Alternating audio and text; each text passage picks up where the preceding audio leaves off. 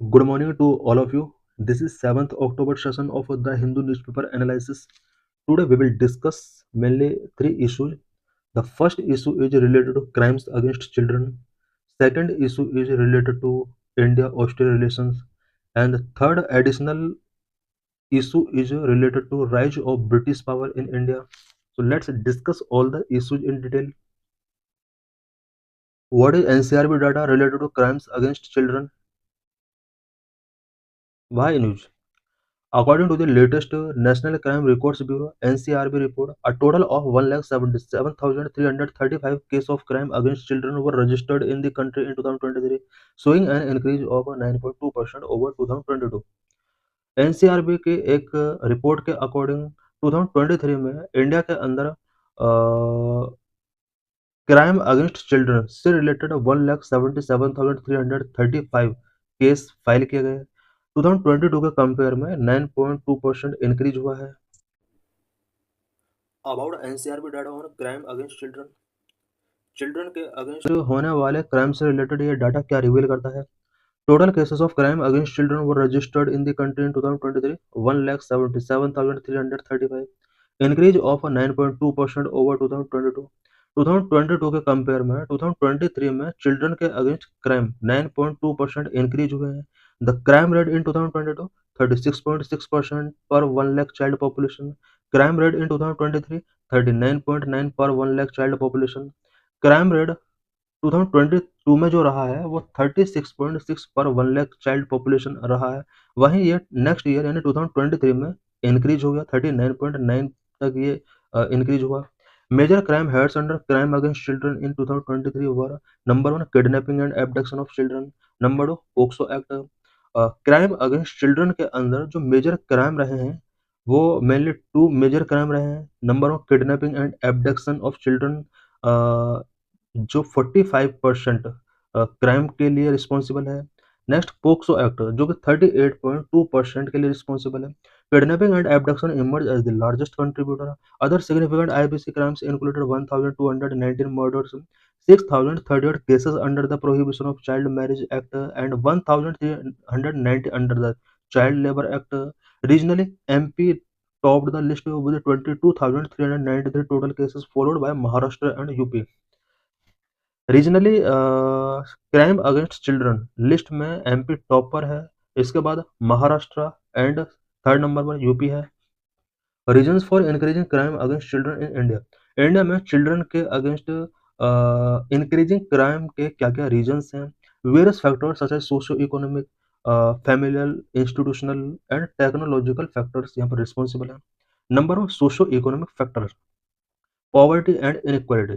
Economic distress can force families to push their children into labor, begging, or domestic work. Thereby, they face exploitation and abuse. Poverty and inequality एक important role play कर रहा है।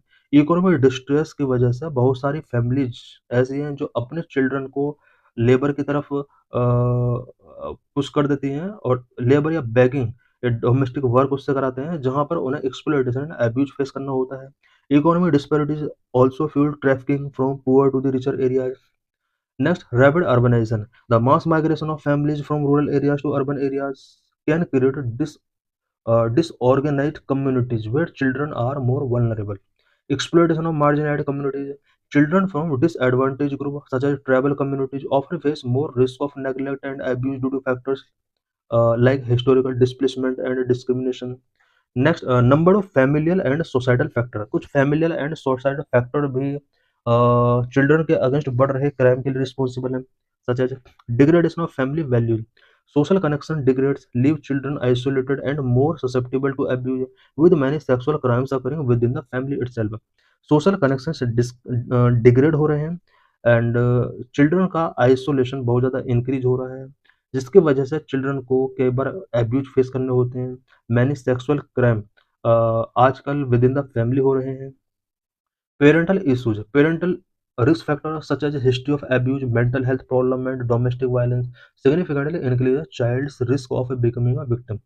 कुछ parental risk factor भी हैं such as parental abuse, history of abuse, mental health problem, domestic violence, ये सब child को अफेक्ट करते हैं। Next, patriarchal norm and cultural practices. Deep rooted societal attitudes, including gender discrimination, child marriage, and the preference for male children, perpetuate crimes against girls. आज भी society के अंदर societal attitudes काफ़ी डीप हैं.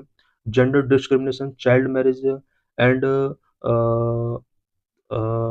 Female के compare में mail children को preference ज़्यादा गिवन किया जाता है, और यही वजह है कि गर्ल्स के अगेंस्ट क्राइम परपिचुएट है. Harmful practices like the devadasi tradition also contribute to abuse. Law awareness, lack of awareness related to child protection law. Child protection law से रिलेटेड लोगों के अंदर अवेयरनेस नहीं है. Number 3, technological factors. Increased internet access, the rapid speed of the internet, especially during the COVID-19 pandemic, has exposed children to online exploitation on social media and gaming platforms. Generative AI tools have made it easier to create and distribute child sexual abuse material. Internet का rapidly तरीके से speed हो रहा है.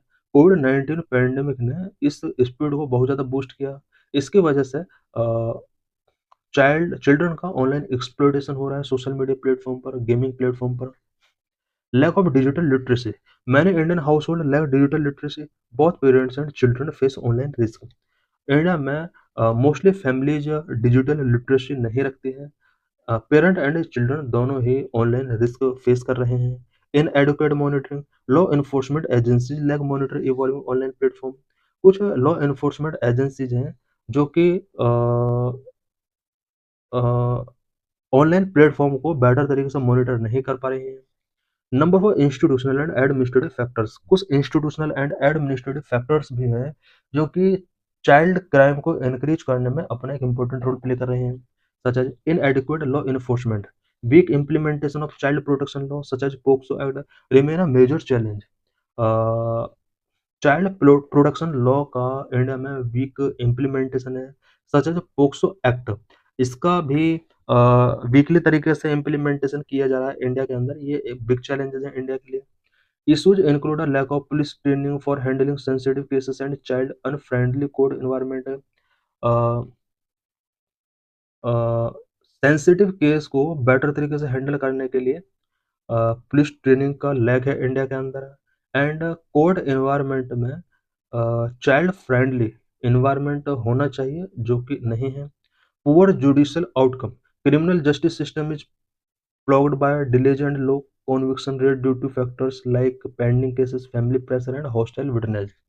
Poor judicial outcome भी बढ़ रहे crimes के लिए रिस्पॉन्सिबल है, बिकॉज क्रिमिनल जस्टिस सिस्टम जो है इंडिया का, यहाँ पर कॉन्विक्शन रेट बहुत ही लो है. And pendency of cases, family pressure, hostile witness, ये सब फैक्टर हैं जो कि क्राइम को बहुत ज़्यादा बढ़ा रही हैं गर्ल्स के against. insufficient rehabilitation, there is a lack of support for children who have experienced trauma with inadequate counseling service for victims. Children जो ट्रॉमा एक्सपीरियंस कर रहे हैं उन्हें सपोर्ट गिवन नहीं किया जा रहा है. साथ ही विक्टिम्स को काउंसलिंग सर्विस भी प्रॉपर तरीके से गिवन नहीं की जा रही है. Policy neglect, crimes against children are often not prioritized by policymakers unless a case receive widespread public attention. Children के अगेंस्ट बढ़ रहे क्राइम पॉलिसी मेकर्स के लिए प्रायोरिटाइज नहीं है, और तब प्रायोरिटी इन्हें गिवन की जाती है जब किसी केस पर पब्लिक अटेंशन वाइड स्प्रेड होता है. उस टाइम पर पॉलिसी मेकर्स इस पर अपना अटेंशन फोकस करते हैं.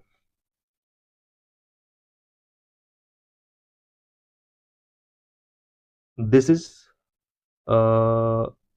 Map representation. Map number 1, the percentage change in case of crimes against children 2023 compared with the average number of cases recorded between 2018 and 2022. किस स्टेट के अंदर परसेंटेज चेंज कितना हुआ है चिल्ड्रन के अगेंस्ट क्राइम के रिस्पेक्ट में, और यहाँ पर 2018-22 के बिटवीन और 2023 में कितना चेंज हुआ. राजस्थान में 70.1% यहाँ पर क्राइम इंक्रीज हुए हैं. आसाम 99.5%. केरला के अंदर बहुत ज़्यादा क्राइम इंक्रीज हुए हैं. Chart number 2, the number of cases registered under the prohibition of child act in Assam and its share in total cases of crimes against children. यहाँ पर गिवन किया हुआ है कि चाइल्ड मैरिज से रिलेटेड अ, कितने केस रजिस्टर हैं? ये जो ब्लू कलर का पिलर है, ये रजिस्टर्ड केस को शो कर रहा है। देख सकते हैं कि 2023 में किस तरह से आसाम के अंदर रजिस्टर्ड केस इंक्रीज हुआ, साथ ही चिल्ड्रन के अगेंस्ट क्राइम में किस तरह से इंक्रीमेंट हुआ, उससे रिलेटेड ये ग्राफिकल रिप्रेजेंटेशन है। ये आसाम से रिलेटेड ग्राफिकल रिप्रेजेंटेशन है।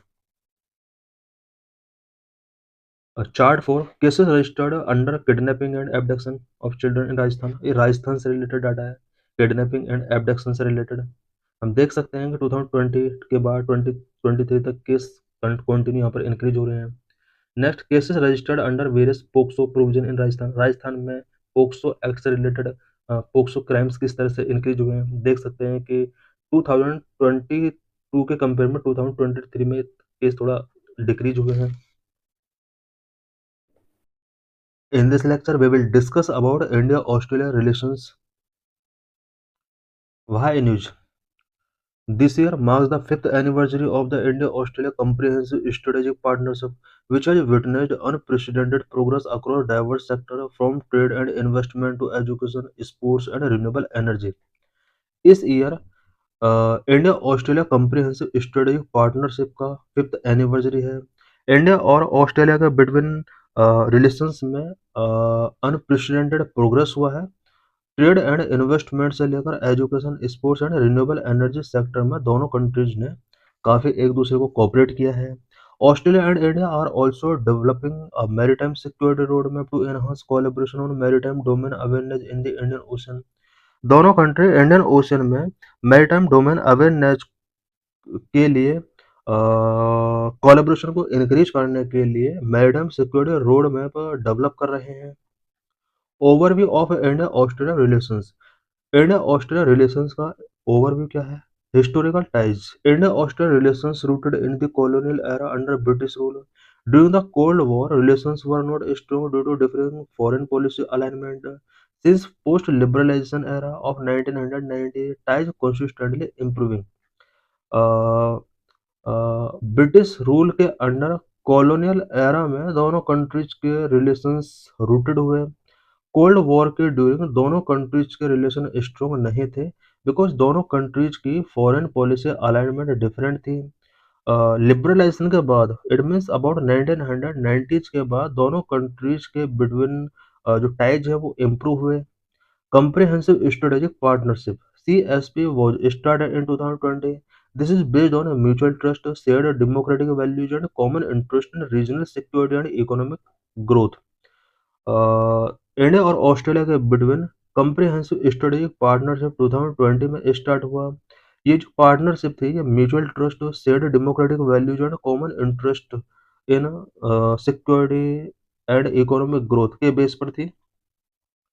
Institutional mechanism: regular high-level exchange, including annual Prime Minister and Foreign Minister meeting and 2+2 defense and foreign minister dialogue drive the partnership। India और ऑस्ट्रेलिया के partnership को drive करने में regular high level exchange such as annual prime minister and foreign minister meeting and 2+2 defence and foreign minister dialogue बहुत ही important role play करते हैं। Strategic and defence cooperation. India Australia के between strategic and defence cooperation का status क्या है? Quad. Both nations are member of Quad, cooperate with US Japan to promote a free, open and inclusive Indo Pacific. India और Australia दोनों ही quad के member हैं। दोनों countries US US and Japan के साथ इंडो पैसिफिक रीजन के free, open and inclusive नेच के लिए कोऑपरेट कर रहे हैं। Next, military exercise. India and Australia both participate in joint naval exercise like Malabar with the US and Japan, and bilateral exercise like AUSINDEX and Austra Hind, enhancing interoperability।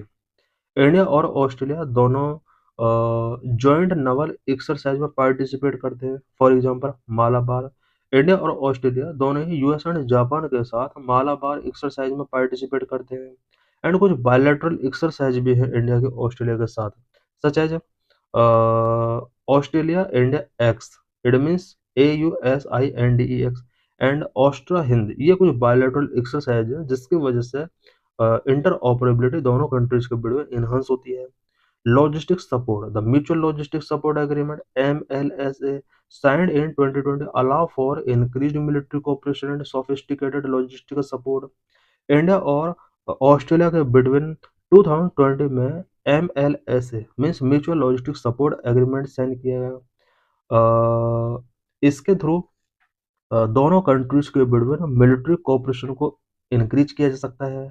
Defence strategy, Australia view India as a top tier security partner in the Indo Pacific. It was stated in 2024 national defence strategy. Australia India को top tier security partner के तौर पर designate करता है। It means Indian Indo Pacific region के लिए India Australia के लिए टॉप टायर सिक्योरिटी पार्टनर है। Economic and trade relations, trade agreement ECTA, Economic Cooperation and Trade Agreement started in 2022. The ECTA has boosted bilateral trade, particularly textile, leather, gems, and jewelry for India. ECTA 2022 में start किया गया। इसके through India और Australia के बीच में bilateral trade particularly in textile, leather, James and jewellery sector में boost किया गया। CECA Comprehensive Economic Cooperation Agreement, building on ECTA, both nations are currently negotiating a more ambitious CECA to further enhance trade and investment। India और Australia trade and investment को enhance करने के लिए CECA जैसे initiative भी यहाँ पर taking किए गए हैं, एग्रीमेंट साइन किए हैं। Bilateral trade, total trade has seen robust growth. Australia export coal, copper and natural gas, while India export pharmaceuticals, textiles and IT services. India और ऑस्ट्रेलिया के बिटवीन बायलैटरल ट्रेड ग्रो कर रहा है।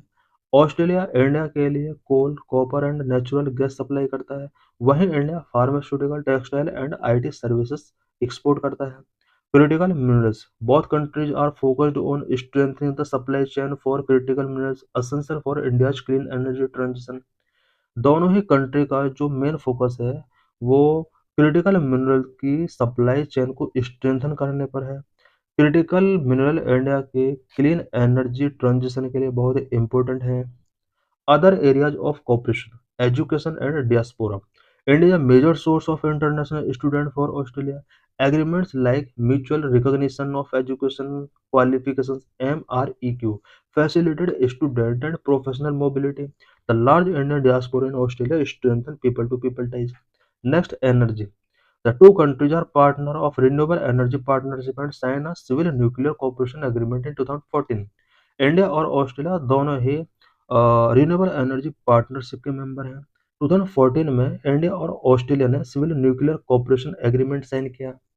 Science and technology, cooperation extend to areas like clean energy, medical research, space technology and cyber security. India और Australia के बीच relations clean energy sector, medical research, space technology and cyber security तक extend हो चुके हैं। Challenges before India Australia relation, India और Australia के between relationship के बिफोर क्या क्या चैलेंजेस हैं, क्या क्या इश्यूज हैं। Number, differing foreign policy goal, past differences such as India's position on Russia-Ukraine crisis and its historical non-alignment policy have contrasted with Australia's alignment with Western alliances। कुछ past differences रहे हैं India और Australia के between, such as Russia Ukraine crisis को लेकर दोनों country की जो पोजीशन है वो डिफरेंट है। साथ ही हिस्टोरिकल नॉन अलाइनमेंट पॉलिसी जो इंडिया की रही है, इन सभी ने ऑस्ट्रेलिया का साथ कुछ कंटेंशन यहाँ पर क्रिएट किए हैं बिकॉज ऑस्ट्रेलिया हमेशा वेस्टर्न अलायंस के साथ रहा है। Trade potential, despite recent agreement, untapped potential and market access barriers remain, partly due to exclusion of certain agriculture goods and WTO disputes। Next, attack on the diaspora. Incident of attack on the Indian diaspora and vandalization of temples by extremist element in Australia have strained relation between both nations। India और Australia के relations को strain करने में कुछ factors such as Indian diaspora पर incident के attack and कुछ extremist element के द्वारा टेम्पल्स का वेंडलाइजेशन, इन सभी इंसिडेंट ने दोनों कंट्रीज के रिलेशंस को स्ट्रेंथ किया है। Geopolitical complexities, evolving alliances like AU, KUS, Australia, US and UK and US, and differing perceptions of China pose challenge to the strategic alignment। India और यूएस के बिटवीन स्ट्रेटेजिक अलाइनमेंट से related कुछ challenge है, such as कुछ alliance such as AU, KUS ये evolve हो रहे हैं, एंड चाइना को लेकर डिफरेंट परसेप्शंस हैं इंडिया और ऑस्ट्रेलिया के। इन सभी की वजह से दोनों कंट्रीज के रिलेशन अफेक्ट हो रहे हैं। In this lecture, we will discuss about rise of British power from company rule to crown control. We will also discuss various acts passed by Britishers in India and introduction of incidents. In 1608, the Britishers came to India as traders in the form of East India Company. 1608 में Britishers east India Company के form में एक trader के तौर पर आते हैं। In 1765, company obtained the Diwani right over revenue and civil justice of Bengal, Bihar and Odisha. This started its career as a territorial power. 1675 में कंपनी को दीवानी राइट्स मिल जाते हैं। दीवानी राइट्स के अंदर रेवेन्यू एंड सिविल जस्टिस से related rights इन्हें given कर दिए गए। इस कंपनी को बंगाल, बिहार एंड ओडिशा की यहाँ पर दीवानी मिल जाती है। यहीं से इनकी टेरिटोरियल पावर स्टार्ट हो जाती है। In 1858, due to the Sepoy Mutiny, the British Crown got direct responsibility for the governance of India. 1858 में सिपॉय म्यूटिनी के बाद ब्रिटिश क्राउन इंडियन गवर्नेंस का डायरेक्ट रिस्पॉन्सिबिलिटी टेकिंग कर लेता है। बिकॉज सिपॉय म्यूटिनी जो हुआ था 1857 का एक इंसिडेंट है। इसके बाद ब्रिटिश गवर्नमेंट ये डिसीजन टेकिंग करती है कि इंडियन गवर्नेंस की रिस्पॉन्सिबिलिटी अब क्राउन को दी जाएगी। After getting independence, we need for a constitution. For this, a constituent assembly was formed in 1946, and on January 26, 1950, the constitution came into being. Independence get करने के बाद हमें एक कॉन्स्टिट्यूशन का नीड हुआ। कॉन्स्टिट्यूशन मेकिंग करने के लिए 1946 में एक कॉन्स्टिट्यूएंट असेंबली फॉर्म की गई, एंड 26 जनवरी 1950 में कॉन्स्टिट्यूशन हमारा स्टार्ट हो गया। These events have greatly influenced our constitution and polity. ये सभी इंसिडेंट ने इंडिया के कॉन्स्टिट्यूशन एंड पॉलिटी को ग्रेटली इन्फ्लुएंस किया। We will explain all events in a chronological order. अब इन सभी इवेंट्स को हम क्रोनोलॉजिकल ऑर्डर में नेक्स्ट स्लाइड्स में हम डिस्कस करेंगे। द कंपनी रूल 1773 से स्टार्ट होता है, 1858 तक कंटिन्यू चलता है। इसके अंदर ब्रिटिश गवर्नमेंट के द्वारा पास किए गए वेरियस एक्ट्स इंक्लूड हैं। Number 1 regulating act of 1773, number 2 Pitt's India act of 1784, number 3 charter act of 1793, number 4 charter act of 1813, number 5 charter act of 1833, number 6 charter act of 1853। इन सभी के बारे में हम डिटेल डिस्कशन करेंगे। Number 1 regulating of act of 1773। Regulating act of 1773 के main features क्या क्या है। Number 1 first act to control and regulate the affair of the East India Company in India. India में ईस्ट इंडिया कंपनी के affair को control करने के लिए, रेगुलेट करने के लिए एक फर्स्ट एक्ट था जो पास किया गया। Number 2 separate the political and administrative functions of the company. Regulating act of 1773 के अकॉर्डिंग कंपनी के एडमिनिस्ट्रेटिव एंड पॉलिटिकल फंक्शंस को सेपरेट किया गया। Number 3 it led the foundation of central administration in India. India में central administration का foundation इस act के under रखा गया। Number 4 designated the governor of Bengal as the governor general of Bengal. Bengal के गवर्नर को बंगाल का गवर्नर जनरल यहाँ पर बना दिया जाता है। First such governor general Lord Warren Hasting. इस तरह का जो फर्स्ट गवर्नर जनरल बना वो लॉर्ड वारेन हेस्टिंग है। Number 5 governor of Bombay and Madras presidencies come under the governor general of Bengal. Madras and Bombay presidencies के गवर्नर अब बंगाल के गवर्नर जनरल के अंडर यहाँ पर वर्क करेंगे, ऐसा प्रोविजन किया गया। Number 6 establishment of a supreme court at Calcutta comprising 1 chief justice and 3 other जजेस। रेगुलेटिंग एक्ट ऑफ 1773 के अकॉर्डिंग कैलकाटा में 1774 में एक सुप्रीम कोर्ट एस्टेब्लिश की जाती है जिसके अंदर 1 चीफ जस्टिस एंड 3 अदर जजेस इंक्लूड होते हैं। Number 7 prohibited the servant of company to engaging in any private trade or accepting presents or bribes from the natives. Regulating act of 1773 ने company के सर्वेंट को किसी प्राइवेट ट्रेड में engage होने के लिए प्रोहिबिट कर दिया। साथ ही वो किसी भी टाइप का प्रेजेंट्स और ब्राइब्स एक्सेप्ट नहीं करेंगे, ऐसा प्रोविजन किया गया। Number 8, code of director for company which was a governing body of the company to report on its revenue, civil and military affairs in India. Code of director of the company, ये company की एक governing body थी। इसके लिए compulsory कर दिया गया है कि ये इंडिया में रेवेन्यू, सिविल एंड मिलिट्री से रिलेटेड अफेयर्स की रिपोर्ट ये प्रोवाइड करेंगे। Next, Pitt's India act of 1784। इसके फीचर्स क्या क्या है? Number 1, separate the commercial and political functions of the company. Company के पॉलिटिकल एंड कॉमर्शियल फंक्शन को यहाँ पर सेपरेट किया गया। Number 2, establish a system of double government. यहाँ पर डबल गवर्नमेंट का सिस्टम एस्टेब्लिश किया जाता है। Code of directors to manage the commercial affairs and created board of control to manage political affairs. Company के कॉमर्शियल अफेयर्स को manage करने के लिए कोड ऑफ डायरेक्टर एस्टेब्लिश किया गया है एंड कंपनी का पॉलिटिकल अफेयर्स को मैनेज करने के लिए बोर्ड ऑफ कंट्रोल यहाँ पर एस्टेब्लिश किया गया है। Number 3, Board of Control empowered to supervise and direct all operations of the civil and military government or revenue of the British possessions in India. Board of control को civil and military operations को direct करने का and supervise करने का यहाँ पर responsibility दिया गया। साथ ही ब्रिटिश पोजेशंस इन इंडिया जो भी थे उनका रेवेन्यू से रिलेटेड सारा जो मैनेजमेंट था वो इसी को करना होता था। Number 4, company territories in India were for the first time called the British possessions in India. पहली बार कंपनी के टेरिटरी जो भी थे इंडिया के अंदर उन्हें ब्रिटिश पोजेशन के नाम से यहाँ पर जाना गया। Charter act of 1793। Charter act of 1793 का क्या क्या प्रोविजंस है? Number 1, extended the trade monopoly of company in India for another period of 20 years.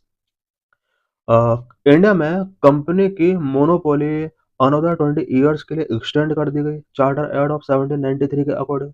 Number 2, provision for member of the board of control and their staff were to be paid out of the Indian revenue. Charter act of 1793 के अंदर ये भी provision किया गया कि board of control के जितने भी मेंबर हैं उन्हें इंडियन रेवेन्यू से ही पेमेंट किए जाएंगे। Charter act of 1813 abolish the trade monopoly of the company in India. Monopoly continued of the company over trade in tea and trade with China. Charter act of 1830 के according company की India में monopoly को abolish कर दिया गया। Company का अभी भी टी सेक्टर में मोनोपोली कंटिन्यू रही और चाइना के साथ इसकी ट्रेड जो है कंटिन्यू यहाँ पर चलते रहे। Indian trade open to all British merchant. Indian trade अब ऑल ब्रिटिश मर्चेंट के लिए ओपन कर दिया गया। Number 2, allowed the Christian missionaries to come to India for enlightening the people. People को एनलाइट करने के लिए क्रिश्चियन मिशनरीज को इंडिया में आने के लिए यहाँ पर अलाउड किया गया। Number 3, spread of western education among the British territories in India. India में ब्रिटिश टेरिटरीज में वेस्टर्न एजुकेशन को स्प्रेड करने के लिए यहाँ पर प्रोविजन किए गए हैं। Number 4, it asserted the sovereignty of British Crown over the company's territories in India. India में कंपनी के टेरिटरी पर ब्रिटिश क्राउन की सॉवरेनिटी को यहाँ पर असर्ट किया गया। Number 5, authorise the local government in India to impose tax on persons. Local government को पहली बार टैक्स इम्पोज करने के लिए ऑथोराइज किया गया। They could also punish the persons for not paying taxes. Persons जो टैक्स पे नहीं कर पा रहे हैं इन्हें पनिश करने की पावर लोकल अथॉरिटीज को यहाँ पर गिवन की जाती है। Next, charter act of 1833। What are various provisions of Charter Act of 1833? Number 1, Governor General of Bengal become the Governor General of India with all civil and military powers. Bengal का governor general India का governor general बन जाता है और इसे civil and military power given की गई। First governor general of India William Bentinck. Number 2, governor of Bombay and Madras lost their legislative power.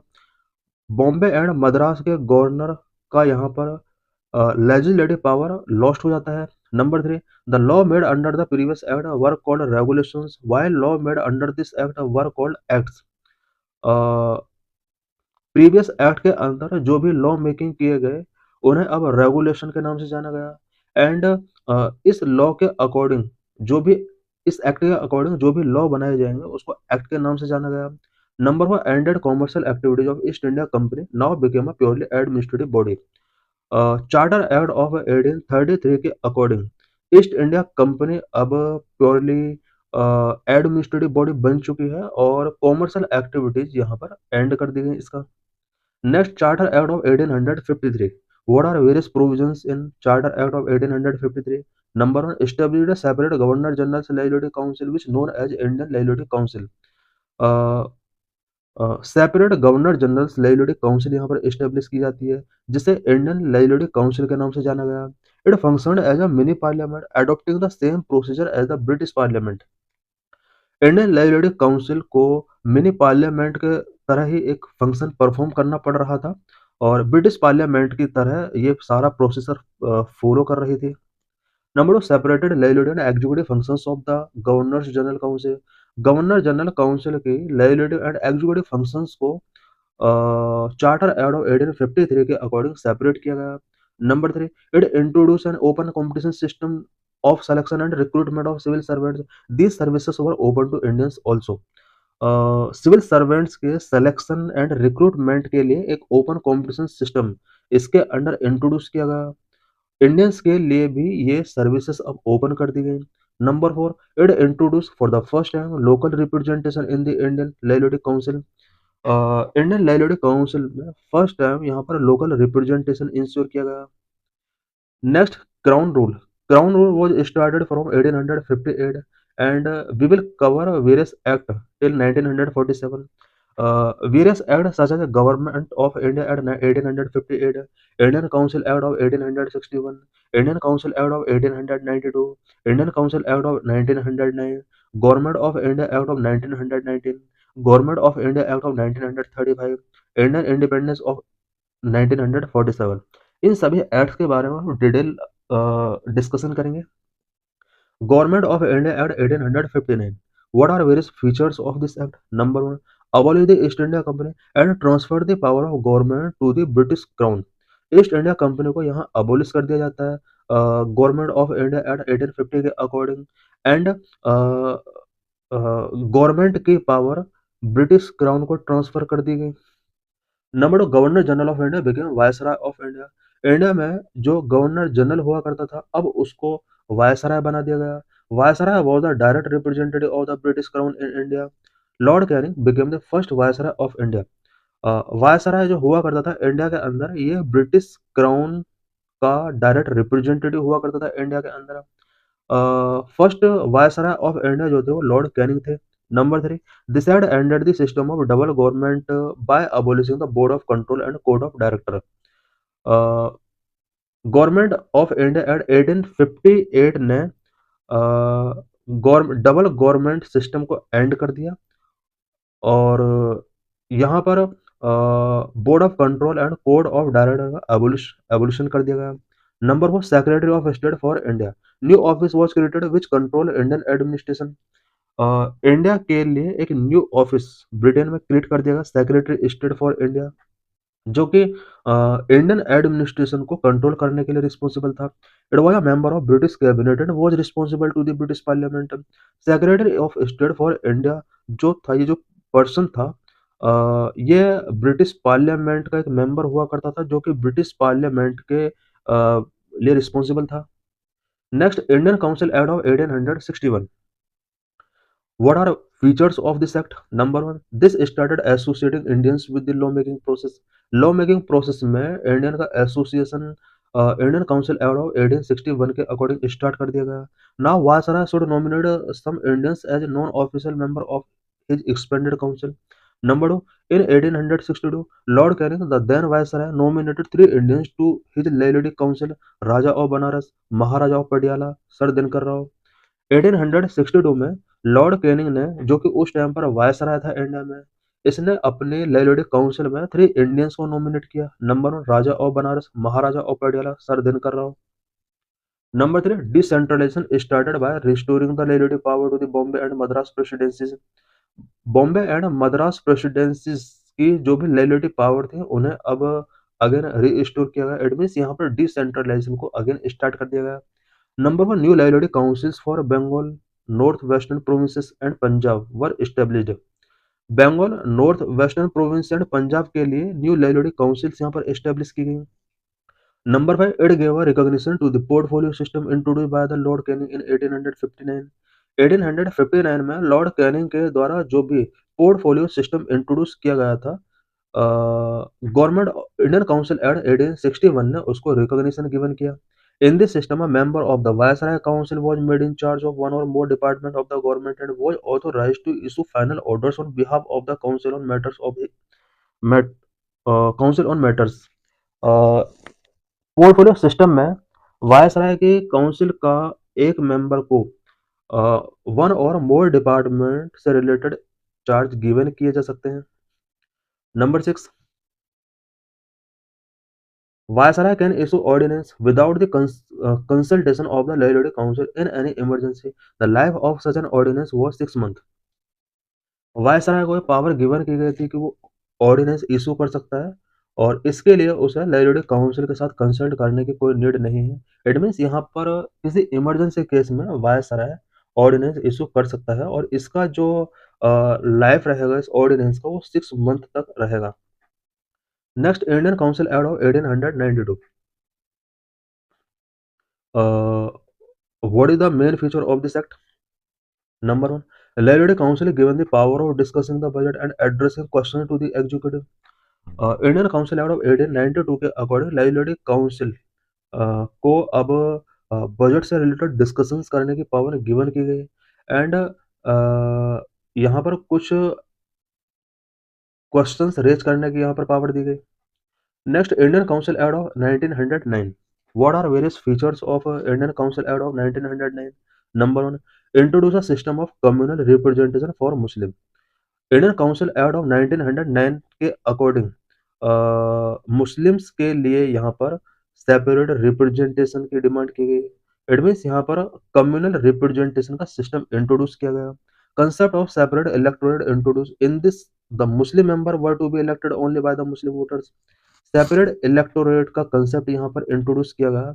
इस कंसेप्ट के according Muslim members only Muslim voters के द्वारा ही इलेक्ट किए जा सकते हैं। Number two, this had legalized communalism and Lord Minto is known as the father of communal elections. Indian council act of 1909 को इस एक्ट ने यहाँ पर कम्युनलिज्म को लीगलाइज गिवन किया।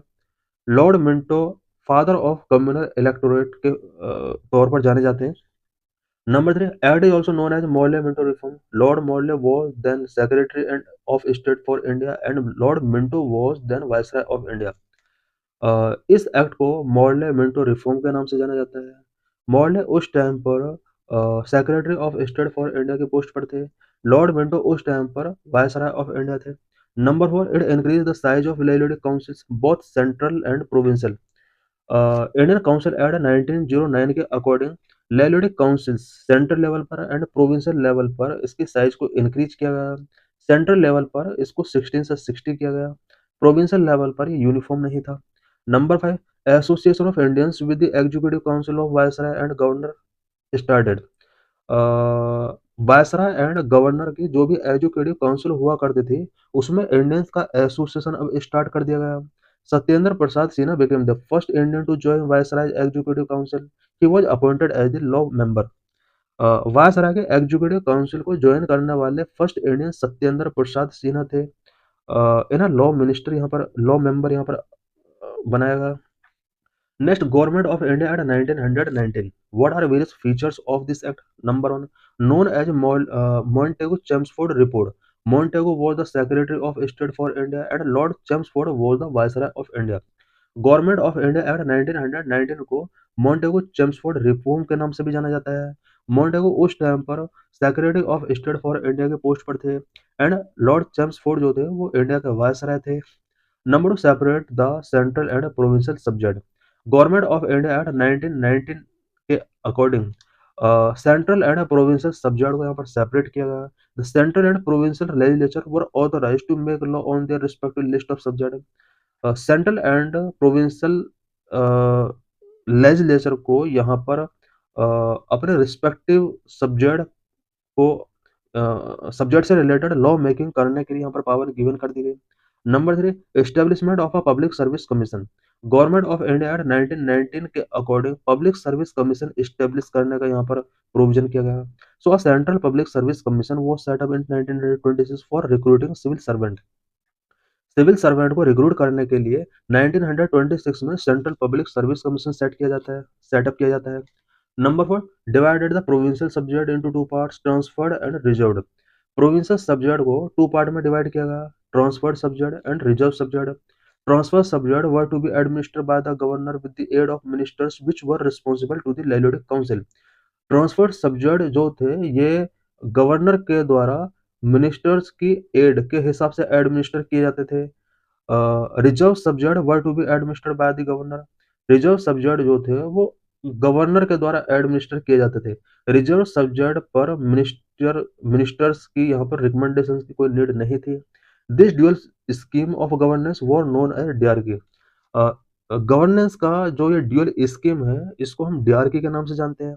Number 5, it granted franchise to a limited number of people on the basis of property, tax और education. Limited number of people को यहाँ पर फ्रेंचाइज ग्रांट किया गया, स्पेशली यहाँ पर प्रॉपर्टी, टैक्स और एजुकेशन के बेस पर ये फ्रेंचाइज गिवन किया गया। Number 6, it extended the principle of communal representation by providing separate electorate for Sikh, Indian Christian, Anglo Indian and European. Government of India act 1919 के अकॉर्डिंग इंडिया में Sikh, Indian Christian, Anglo Indian and European को separate electorate provide करा के यहाँ पर communal representation के principal को extend किया गया। Number 7, it separated provincial budget from the central budget and authorise the provincial legislature to inherit their budget.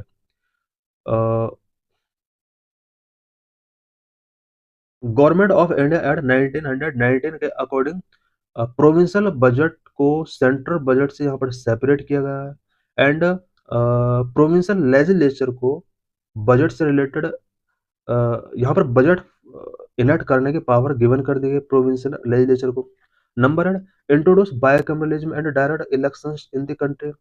Government of India act 1919 के अकॉर्डिंग इंडिया में बायकैमरलिज्म इंट्रोड्यूस किया गया एंड कंट्री में direct elections का provision किया गया। Indian legislative council was replaced by bicameral legislature consisting of an upper house and lower house. Indian legislative council को यहाँ पर बायकैमरलिज्म लेजिस्लेचर के साथ रिप्लेस किया गया, जिसके अंदर एक अपर हाउस एंड एक लोअर हाउस था। The majority of members of both the house were chosen bye direct election. दोनों हाउस के अंदर मेजॉरिटी ऑफ मेंबर जो थे वो डायरेक्ट इलेक्ट किए गए थे। Next, Simon commission of 1927। Simon commission से रिलेटेड क्या क्या इंसिडेंट थे? Number 1, it was a 7-member statutory commission under the chairmanship of sir Simon John Simon to report on the condition of India under its new constitution. Simon commission एक 7-member statutory commission था जिसके chairman sir John Simon थे। इसको जो main responsibility given की गई थी वो न्यू कॉन्स्टिट्यूशन के बाद इंडिया की कंडीशन से रिलेटेड यहाँ पर एक रिपोर्ट प्रिपेयर करने की रिस्पॉन्सिबिलिटी दी गई। Number, all the member of commission were British and hence all the parties boycott the commission. इस कमीशन के अंदर ऑल मेंबर ब्रिटिश थे, यही वजह है कि इस कमीशन का ऑल पार्टीज ने बॉयकॉट किया। Number 3, proposals of Simon commission. Simon commission का क्या क्या प्रोपोजल थे?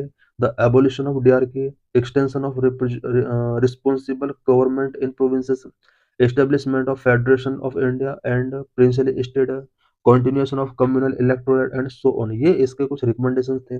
Number 4, to consider the proposal of the commission, the British government convened 3 round table conference of the representative of the British government, British India and Indian Princely State।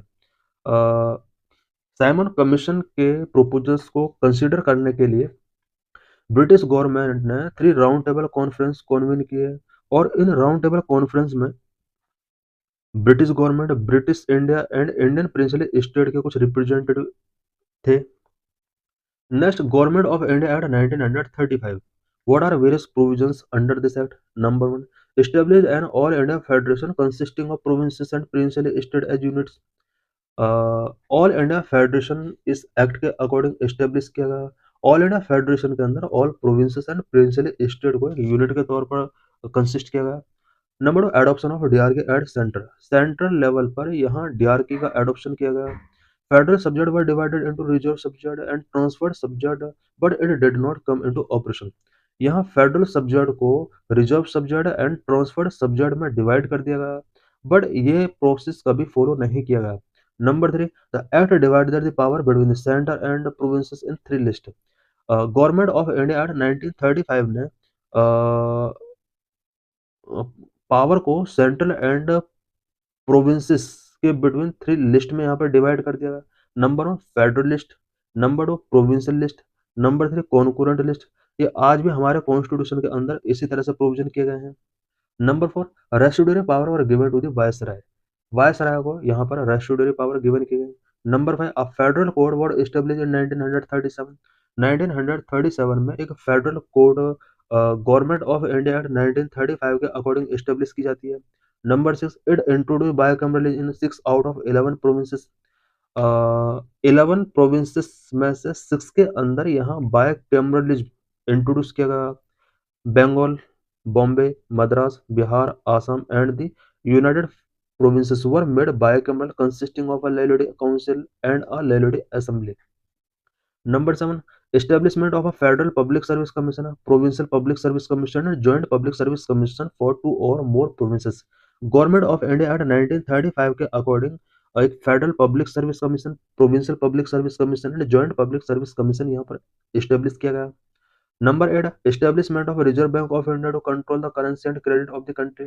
Country की currency and credit को control करने के लिए government of India act 1935 के according India में एक reserve bank of India establish किया गया। Number 9, it abolish the council of India established by the government of India act 1858। Government of India act 1858 के अकॉर्डिंग काउंसिल ऑफ इंडिया जो establish किया गया था इसको अब अबॉलिश कर दिया गया। Number 10, extended the principle of communal representation by providing separate electorate for deprived classes, SC, women and labor workers। Communal representation के प्रिंसिपल को इस एक्ट के अकॉर्डिंग एक्सटेंड किया गया बिकॉज यहाँ पर डिप्रेस्ड क्लास के लिए सेपरेट इलेक्टोरेट प्रोवाइड किया गया। Depressed class such as SC and women and labour के लिए भी यहाँ पर सेपरेट इलेक्टोरेट प्रोवाइड किया गया। Number 11, it extended franchise, franchise को यहाँ पर एक्सटेंड किया गया। About 10% population got the voting right, अब अबाउट 10% पीपल को यहाँ पर वोटिंग राइट गिवन कर दिया गया। नेक्स्ट, माउंट बेटन प्लान 3 जून 1947। माउंट बेटन प्लान क्या था? On February 20, 1947, the British PM Clement Attlee declared that the British rule in India would end by June 30, 1948, after which the power would be transferred to the responsible Indian hands. 20 फरवरी 1947 को British PM Clement एटली declare करते हैं कि India में British rule 30 जून 1948 को and हो जाएगा and जितना भी पावर है वो रिस्पॉन्सिबल इंडियन हैंड्स को ट्रांसफर कर दी जाएगी। After this announcement Muslim league demanded partition of the country. इस अनाउंसमेंट के बाद मुस्लिम लीग कंट्री के पार्टीशन की डिमांड करते हैं। On June 3, 1947, British government declared that any constitution framed by the Constituent Assembly of India cannot apply to those parts of the country which were unwilling to accept it. 3 जून 1947 को British government clear करती है कि constituent assembly के द्वारा जो भी constitution frame किया जाएगा वो उन एरियाज में अप्लाई नहीं होगा जिन एरियाज के किंग इसको एक्सेप्ट नहीं करना चाहते हैं। On the same day, it means 3 जून 1947 को एक इंसिडेंट और होता है। Lord Mountbatten, the viceroy of India, put for the partition plan known as the Mountbatten plan. 3 जून 1947 को लॉर्ड माउंटबेटन यहाँ पर एक पार्टीशन प्लान रखते हैं। The plan was accepted by the Congress and the Muslim league. इस प्लान को Congress and Muslim league दोनों के द्वारा एक्सेप्ट किया जाता है। After this Indian independence act was passed. इसके बाद यानी इस प्लान के बाद इंडियन इंडिपेंडेंस एक्ट पास किया जाता है, Indian independence act of 1947। What are various features of this act? Number 1, this act ended the British rule in India and declared India as an independent and sovereign state from August 15, 1947। Indian independence act 1947 ने India में British rule को and कर दिया and India को एक independent sovereign state declare कर दिया। Number 2, It provided for the partition of India and creation of two independent dominions of India and Pakistan with the right to secede from the British Commonwealth. Government of India Act 19 Indian independence act of 1947 के according यहाँ पर India का partition कर दिया जाता है और यहाँ पर two independent dominion India and Pakistan बना दिया जाता है। Number 3, lapses of British paramountcy over the Indian principal state and treaty relations with tribal areas from August 15 1947। British paramountcy को यहाँ पर लैप्स कर दिया जाता है। साथ ही ट्राइबल एरियाज के साथ जो भी ट्रीटी थी ब्रिटिशर्स की उनको भी यहाँ पर लैप्स कर दिया गया। Number 4, it abolished the office of viceroy and provided for each dominion a governor general who was to be appointed by the British king on advice of the Dominion cabinet. Indian independence act 1947 के according viceroy के office को abolish किया गया। इसके जगह पर यहाँ दोनों प्रोविंस के लिए गवर्नर जनरल का प्रोविजन किया गया जो कि ब्रिटिश किंग के द्वारा डोमिनियन कैबिनेट के एडवाइस पर अपॉइंट किए गए थे। Number 5, it abolished the office of the Secretary of State for India and transferred his functions to the Secretary of State for Commonwealth Affairs. Indian independence act 1947 के according secretary of state for India के office को abolish कर दिया गया। इसके सभी functions को secretary of state for Commonwealth affair को गिवन कर दिया गया। Number 6, it dropped the title of emperor of India from the royal titles of the king of England. इस एक्ट के अकॉर्डिंग एम्परर ऑफ इंडिया का जो title यहाँ पर किंग ऑफ इंग्लैंड को गिवन किया गया था उसको भी यहाँ पर ड्रॉप कर दिया गया। Number 7, it empowered the constituent assembly of two dominions to frame and adopt any constitution for their nations and to repeal any act of the British parliament including the independence act itself. Indian independence act 1947 के according India और पाकिस्तान दोनों को अपने constituent assemblies form करने की यहाँ पर power given कर दी गई। Number 8, it empowered the constituent assemblies of both the dominions to legislate for their respective territories till the new constitution were drafted and enforced. इस एक्ट ने दोनों कंट्री की कॉन्स्टिट्यूएंट असेंबली को लेजिस्लेट करने का पावर गिवन किया। जब तक कॉन्स्टिट्यूशन फुल्ली तरीके से ड्राफ्ट नहीं हो जाता है तब तक कॉन्स्टिट्यूएंट असेंबली टेम्परेरी तौर पर कुछ लॉ मेकिंग कर सकती है। No act of the British Parliament passed after August 15, 1947 apply on both new dominions. 15 अगस्त 1947 के बाद ब्रिटिश पार्लियामेंट के द्वारा जो भी एक्ट पास किया जाएगा वो न्यू डोमिनियंस पर अप्लाई नहीं होगा, ऐसा प्रोविजन किया गया। Number 9, it designated the Governor General of India and the provincial governors as constitutional heads of the state. They were made to act on the advice of the respective council of ministers in all matters. इस act के according governor general of India and provincial governors को constitutional head के तौर पर designate किया गया। Number 10, it discontinued the appointment of civil services and reservation of post by secretary of state for India. The member of the civil services appointed before August 15, 1947 would continue to enjoy all benefits that they were entitled to till that time. Secretary of state के द्वारा civil services के through जितने भी appointment किए गए and post के लिए जितने भी रिजर्वेशंस गिवन किए गए उन सभी को डिसकंटिन्यू कर दिया गया। Number 11, it granted freedom to the Indian princely state either to join the dominion of India और डोमिनियन ऑफ पाकिस्तान और to remain independent. Indian independence act of 1947 के अकॉर्डिंग इंडियन प्रिंसली स्टेट को यहाँ पर फ्रीडम गिवन की गई कि वो इंडिया भी ज्वाइन कर सकते हैं, पाकिस्तान ज्वाइन कर सकते हैं या फिर वो इंडिपेंडेंट भी रह सकते हैं। We got freedom. At the midnight of 15 August 1947, the British rule and power were transferred to the two independent dominions of India and Pakistan. 1947 में हमारा जो कंट्री है वो फ्रीडम गेट कर लेता है। इट मीन्स यहाँ पर ब्रिटिश पावर एंड हो जाती है एंड सारी पावर यहाँ पर इंडिया एंड पाकिस्तान को ट्रांसफर कर दी गई। Lord Mountbatten become the first governor general of new dominion of India. Lord Mountbatten India का फर्स्ट गवर्नर जनरल बनते हैं फ्रीडम के बाद। He swore in Jawaharlal Nehru as the first prime minister of independent India. Independent India का first prime minister के तौर पर जवाहरलाल नेहरू को वो सोन इन कराते हैं, शपथ दिलाते हैं। The constituent assembly of India formed in 1946 became the parliament of the Indian dominion. 1946 में इंडिया के अंदर कॉन्स्टिट्यूएंट असेंबली फॉर्म की जाती है। यही पार्लियामेंट बन जाती है इंडियन डोमिनियन के लिए कुछ टाइम के लिए, और इसके बाद हमारे इंडिया अपने अकॉर्डिंग सारी एक्टिविटीज स्टार्ट करता है।